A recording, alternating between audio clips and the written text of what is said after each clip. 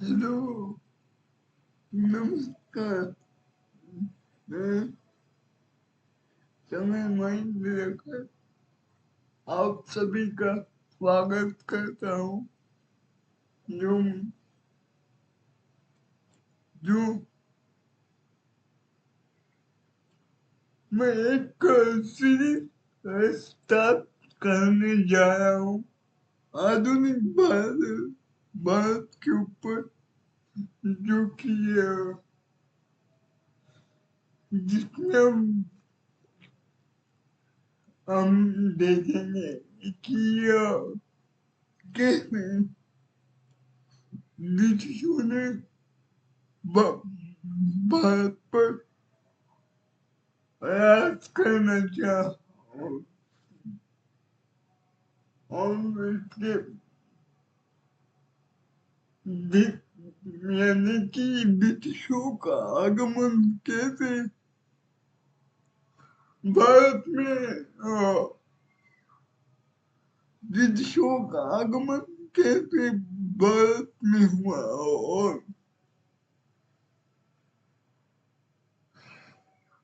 किस प्रकार से उन्होंने भारत को अपनी कॉलोनी बनाना चाहा और वो क्या कारण थे कि वो क्या कारण थे कि भारत से वो ब्रिटिशों की कॉलोनी बना और बाद में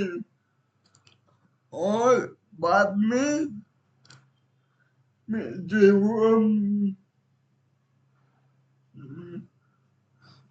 बाद में उन्होंने कैसे भारत की सोने की चिड़िया यानी कि सोने की चिड़िया के कहे जाने वाले भारत को उन्होंने कैसे लूटा, ये सब इस वीडियो ये सब इस वीडियो में तो नहीं कवर करने वाला, लेकिन 20 से 20 वीडियो में ये मैं कवर करने वाला हूँ कि भारत में कैसे उन्होंने कैसे भारत में कैसे अनेक यूरोपियन कंपनियों का भारत में आगमन होता है एक के बाद एक, और फिर सिर्फ ब्रिटिश बच जाते हैं और अंग्रेज बच जाते हैं। अंत में जो उन्होंने हमारे ऊपर 1757 से लेकर 1947 तक शासन किया, उस समय भारत की इकोनॉमी को कितना नुकसान हुआ जो हम आज भी भुगत रहे हैं। हम हम बहुत धनवान थे ब्रिटिश विषयों के पहले, और मुगलों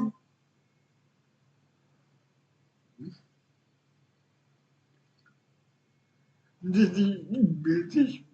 और मुगलों से पहले भारत की एक पूरे दुनिया में जो है वो हमारा भारत और भारतीय हमारी संस्कृति और हमारी शिक्षा व्यवस्था कितनी अच्छी थी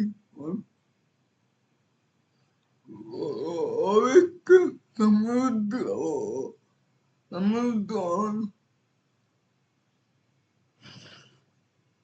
एक धनवान प्रदेश एक धनवान देश के तौर पर हमें देखा दे, देखा जाता था तो जो ये वेस्टर्न वाले कंट्री थे उनको ये सब देखा नहीं गया वो भारत से बहुत मतलब भारत की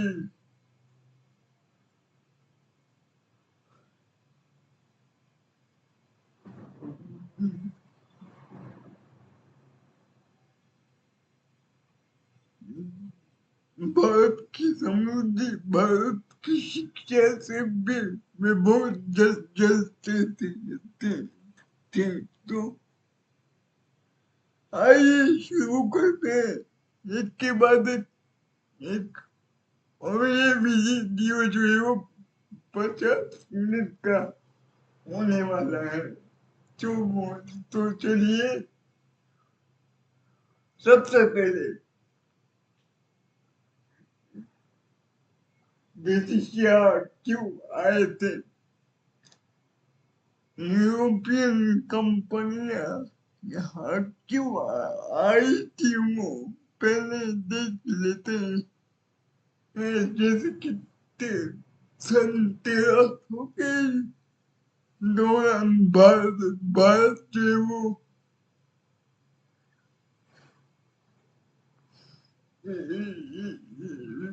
सन 1300 के तकरीबन सन 1300 में करीबन तो सन 1300 में जो वो यूरोप में औद्योगिक क्रांति की शुरुआत होती है और लगभग वे 400 साल तक चलती है तो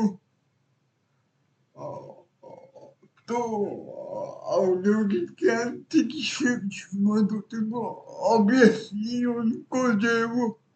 वो कच्चा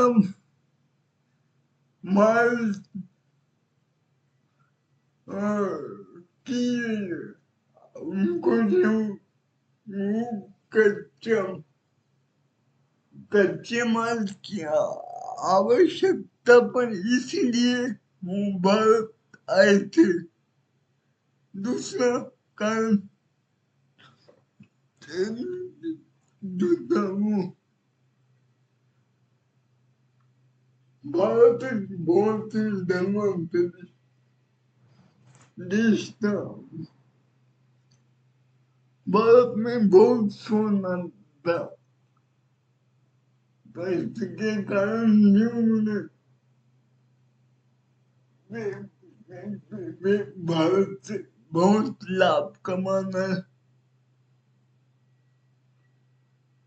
उनको भारत से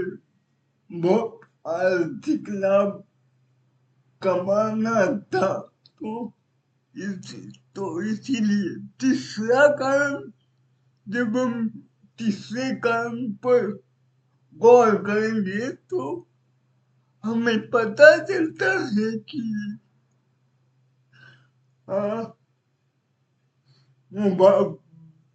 भारत पर अपना शासन प्रस्थापित करना चाहते थे तो इसीलिए भी हम लोग इतिहास की पुस्तकों में पढ़ते हैं तो ये सबसे सबसे सबसे जो है वो एक तीन कारणों में से सबसे ये दो कारण बहुत महत्वपूर्ण माने जाते हैं, जो कि जैसे कि यूरोप में औद्योगिक क्रांति और ब्रिटिश लाभ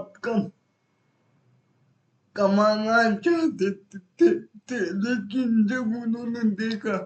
कि भारत में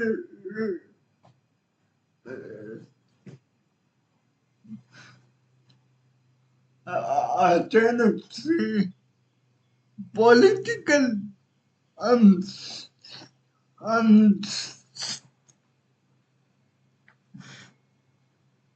मतलब भारत में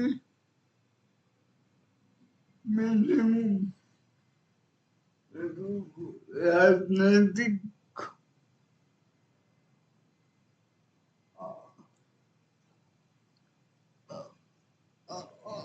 अस्थिरता थी, आई हुई थी, तो इसके कारण उनको एक चांस मिला तो भारत में शासन करने का। तो इसके बाद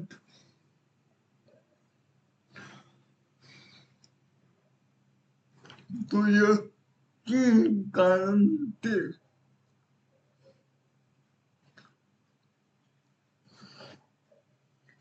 दो 1498 में हम देखते हैं कि वास्को डी गामा यहाँ तक भारत की खोज में सबसे पहले 1498 में की थी।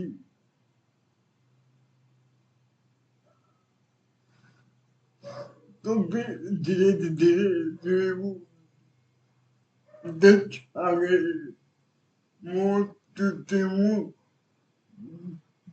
वास्को डी गामा जो था वो पोर्तुगाल का था, और डच जो थे वो हॉलैंड के थे, और ब्रिटिश जो थे वो इंग्लैंड के थे, और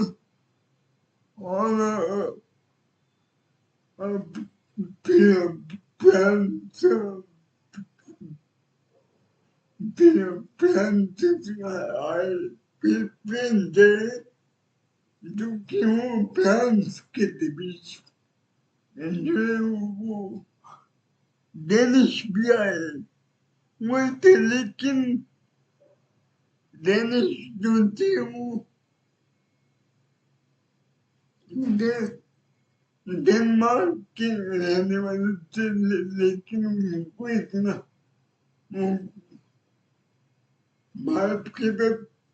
व्यापार का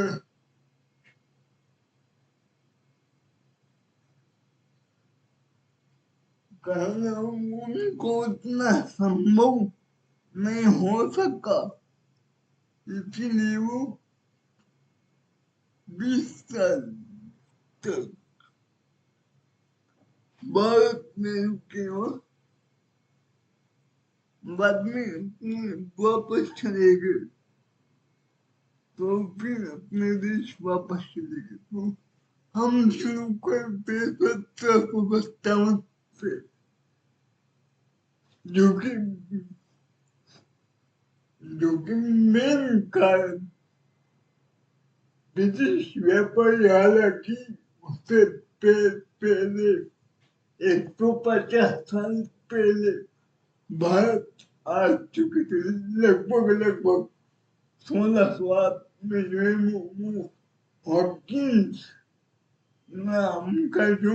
व्यक्ति था वो पहला अंग्रेज था जो भारत आया था व्यापार करने के,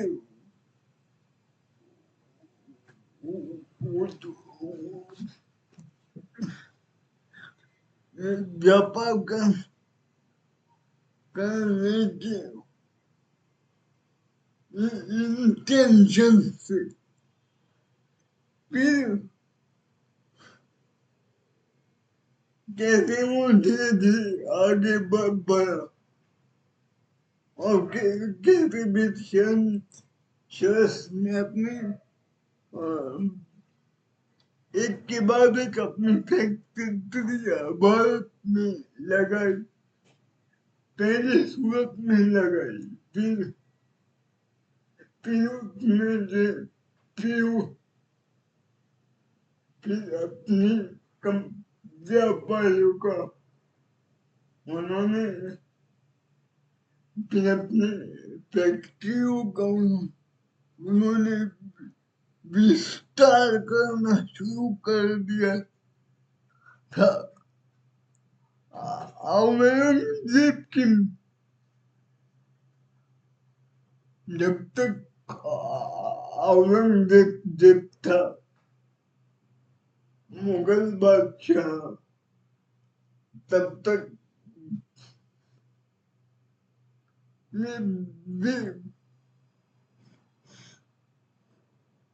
वे कभी सोच भी नहीं सकते थे, मैं कभी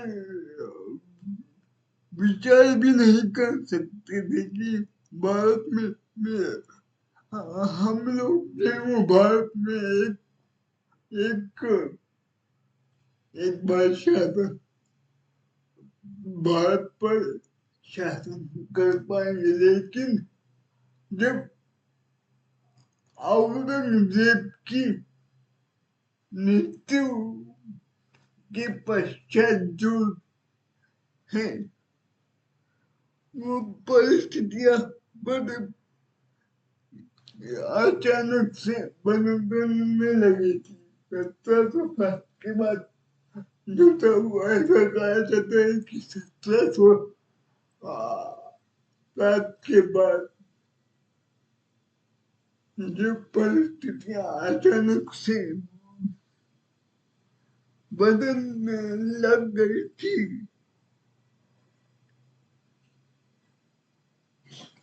क्योंकि वो एक मुगल बादशाह था, इकलौता जो कि सबको एक सूत्र में बांध कर रखा था। उसने औरंगजेब में सबको एक सभी राज्यों के सभी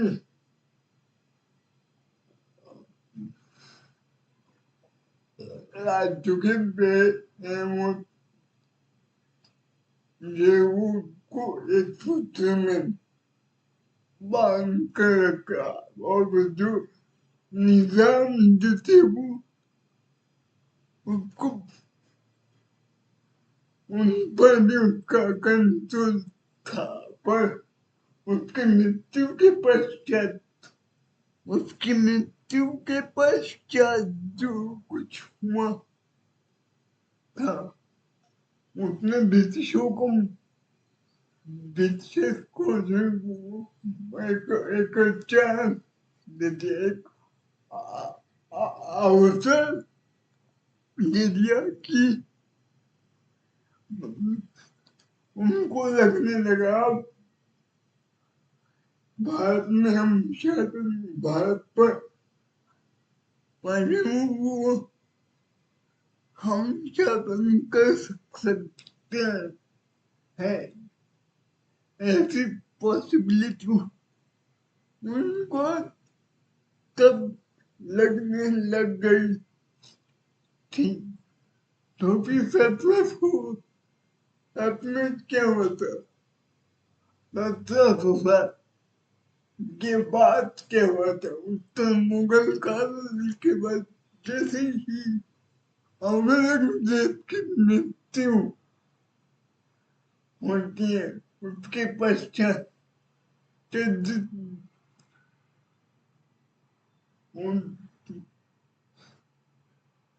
उसके पश्चात उसका बेटा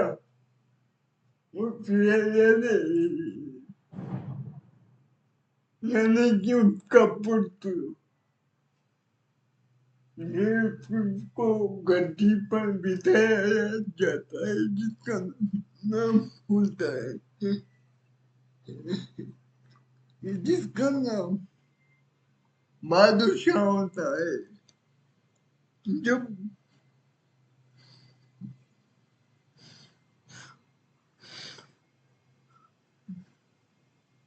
उन्हें वो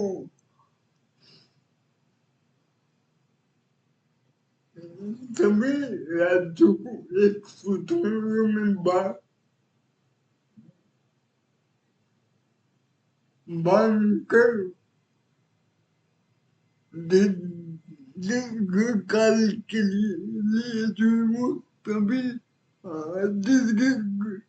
दीर्घकाल के लिए मतलब लोग टाइम के लिए वो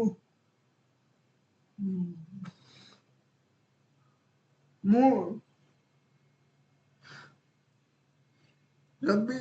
राज्यों को संगठित नहीं कर पा रहा था तो उसके बाद उसके उसकी भी मृत्यु हो जाती है उसके औरंगजेब के बेटे की जल्दी मृत्यु हो जाती है यानी राजकीय राजनीतिक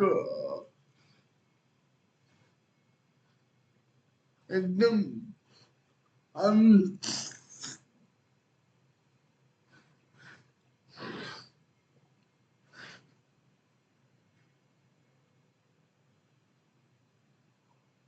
राजनीतिक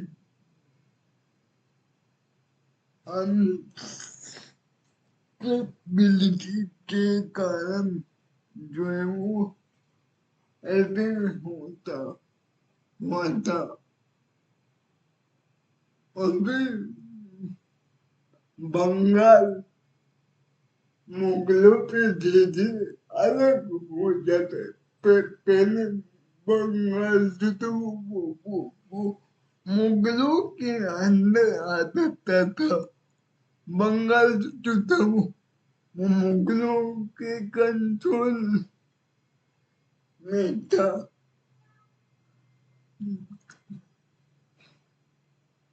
अभी जो बंगाल धीरे धीरे अलग हो रहा है मुगलों के हाथों से निकल रहा है धीरे धीरे। बात करते 1713 की ये वो एक परोक्ष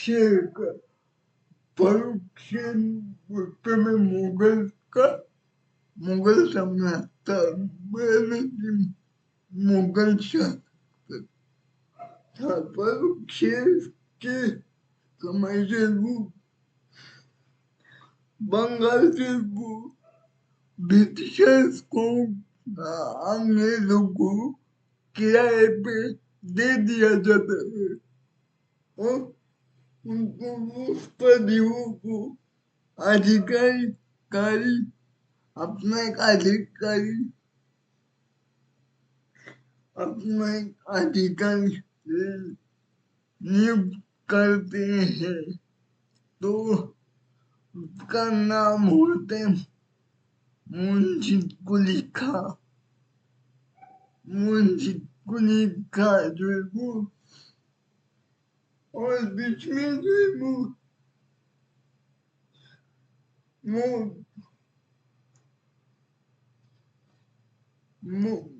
मुगलों से का सीधे संपर्क होते रहता मुंशी कुलिखा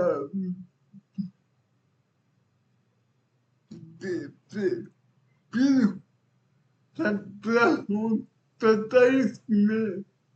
1715 से 1727 तक मुंशी कुलिखा वहाँ वहाँ नियुक्त होता है। फिर 1727 में उसकी मृत्यु हो जाती है। फिर अगला शासक आता है जिसका नाम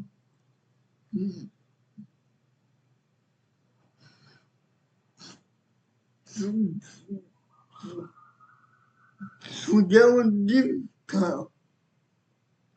और फिर 1727 से लेकर के 1737 तक वो अपॉइंट किया जाता है और इसके बाद फिर वो 1733 से लेकर के 1739 तक जो है वो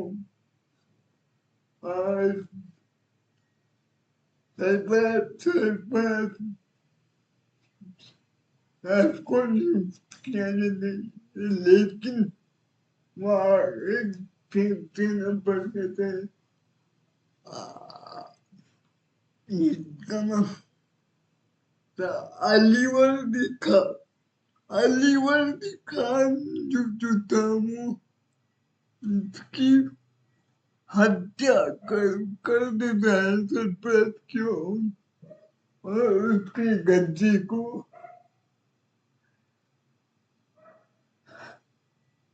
हत्या लेता है तो फिर हम अलीवर्दी कैसे फिर उस समय से बंगाल अलग हो जाते मुगलों के कंट्रोल से वो बंगाल छूट जाता है कंट्रोल के बाहर हो जाता है बंगाल मुगलों के हाथों से मैंने मुगलों के हाथों से जो वो बंगाल निकल जाता है तो फिर अलीवर्दी का जो 1740 से लेकर के 1757 तक शासक बना रहता है बंगाल का 1757-56 में अलीवर्दी खान की मृत्यु होती है कि मृत्यु के पश्चात हालांकि उसको कोई पुत्र नहीं होता अलीवर्दी खान का कोई बेटा न होने के कारण जो है वो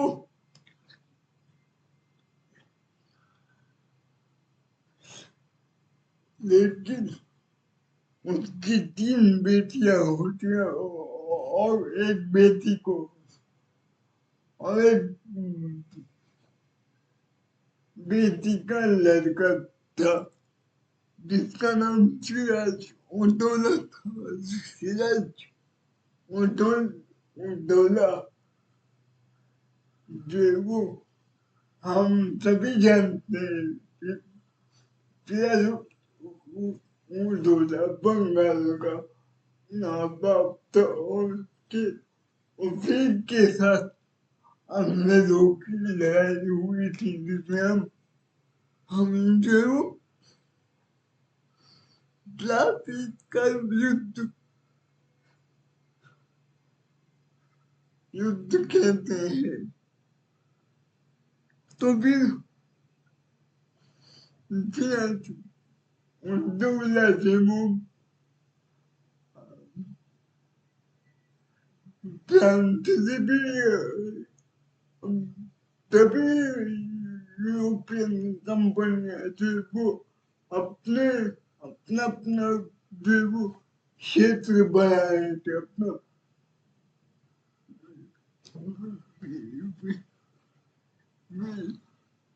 विस्तार विस्तार जो है वो बढ़ा रही थी इसके कारण जो सभी जो है वो किलाबंदी कर रहे थे, ब्रिटिश भी किलाबंदी कर रहे थे और अंग्रेज भी किलाबंदी कर रहे थे और ये वो फ्रेंच भी किलाबंदी कर रहे थे। वहाँ वहाँ से वो नवाब सिराजुद्दौला कहता है कि दोनों को कहता है तुम अपनी किलाबंदी रोक दो। तो फ्रेंच वाले जो है वो मान जाते हैं, लेकिन जो ब्रिटिश जो थे वो नहीं मानते थे। उन्होंने नवाब की नहीं सुनी, वो किलाबंदी कर करते चले गए थे। उसके बाद नवाब से वो ब्रिटिशों के घर, जहाँ ब्रिटिशों का शासन था, जहाँ ब्रिटिशों का क्षेत्र था, जो उनकी उस पर हमला कर देता तो वो घर को वो हथियार लेता है, वो क्षेत्र को नवाब हथियार लेता। अब दक्षिण में जो थे ये घटना दक्षिण में बहते लो लो नवाब क्लाइव तक यह घटना पहुंच गई थी कि नवाब ने ऐसे किया और एक यहाँ पे और एक महत्वपूर्ण घटना घटती है। क्या होता है कि वह तारकोटरी की घटना को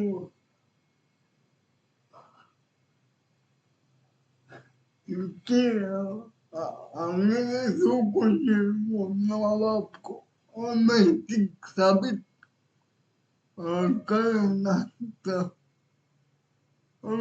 कहते वो गलत साबित कर सकते थे। वो ब्रिटिश प्लानिंग बनाए थे कि नवाब को कैसे गलत साबित करके उस पर आक्रमण किया जाए और उसके क्षेत्र को पूरे बंगाल को से वो कब्जे कैप्चर किया जाए, वो हत्या लिया जाए। तो फिर जो है वो जो वो एक कहानी कर देते थे, कर देते ये गति तारकोटरी की घटना के नाम से मशहूर है। इतिहास में हुआ क्या था कि 14 मई 17 की कमरे में हुगली नदी के समीप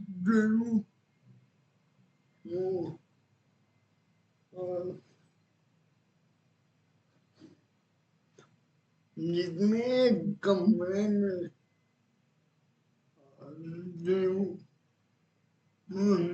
नवम ने 140 अंग्रेजों को बंद करके रखा था।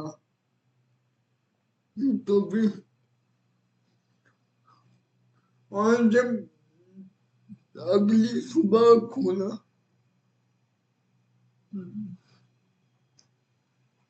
मतलब दूसरे दिन खोला तो उसमें 140 में से दो अंग्रेज जो थे वो मर जाते हैं, उनकी मृत्यु हो जाती है। उसमें जो है वो जो और बूढ़े बच्चे नौजवान बुजुर्ग सभी थे, और आरोप लगाते हुए ये एक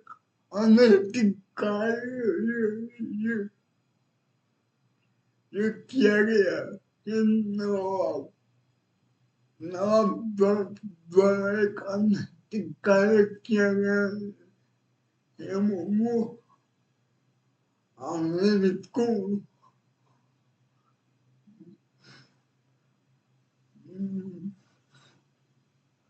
घोषित करने में सफल रहे, यानी इसको भुनाने में अंग्रेज झूठे वो सफल हो जाते हैं। ये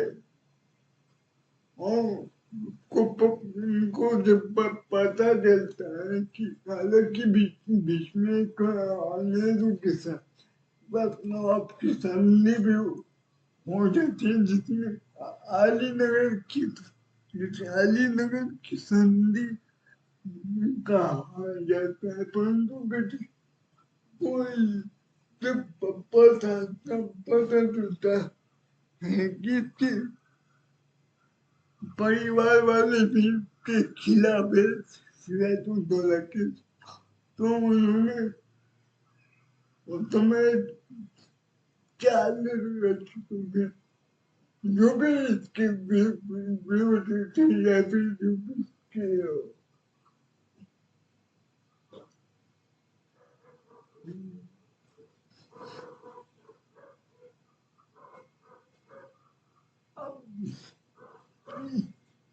अपने लोग तुमको अपने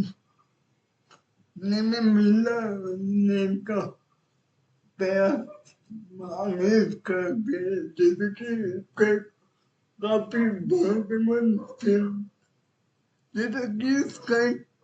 काफी भरोसेमंद सेनापति था मिर्जाफर। तो मिर्जाफर को देखो, वो उन्होंने बहुत उनको लालच दी कि तू अगर हमारे पक्ष पक्ष में आता है तो हम तुझे गद्दी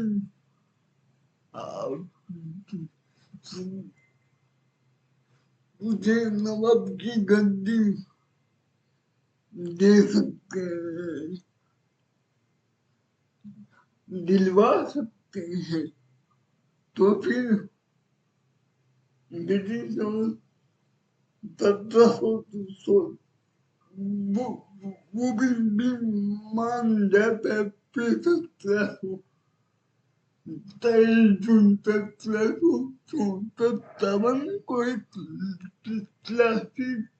एक जगह है जो कि बंगाल में वहाँ वहाँ से वो नवाब सिराजुद्दौला और अंग्रेजों के बीच लड़ाई होती है। लड़ाई होती है। हालांकि ये लड़ाई ये युद्ध केवल 2 दिन तक चला था, क्योंकि उसके कभी जो सिराजुद्दौला के सभी सैनिक जो थे उसके खिलाफ हो जाते हैं। मीर जफर के कहने पर उसको केवल उसके पास 10 सैनिक रह जाते हैं तो फिर नौबत क्लब ने वो नौबत क्लब जीत जाते हैं। अंग्रेजों का अधिकार और ब्रिटिशर्स को ने वो विजय प्राप्त हो जाती है और नवाब को और फिर 10 सैनिकों को मार दिया जाता है इसके बाद। हालांकि नवाब क्यों भागा था और उसके सैनिकों को भी वो मार डाला गया था, लेकिन बाद में वो उसको ढूंढ खोज लेते हैं, उसको भी मार देते हैं। ये लड़ाई जो थी वो कूटनीतिक नीतिक तौर पर लड़ी गई थी, यानी कि डिप्लोमेसी के बहुत ही डिप्लोमेटिक तरीके से ये लड़ाई वो निकाल लेते हैं और प्लास्टिक के वो जीत और पूरे बंगाल प्रदेश को ब्रिटिश का एक अधिकार हो जाता है। तो आज के लिए बस इतना ही, मिलते हैं अगले वीडियो में। तब तक के लिए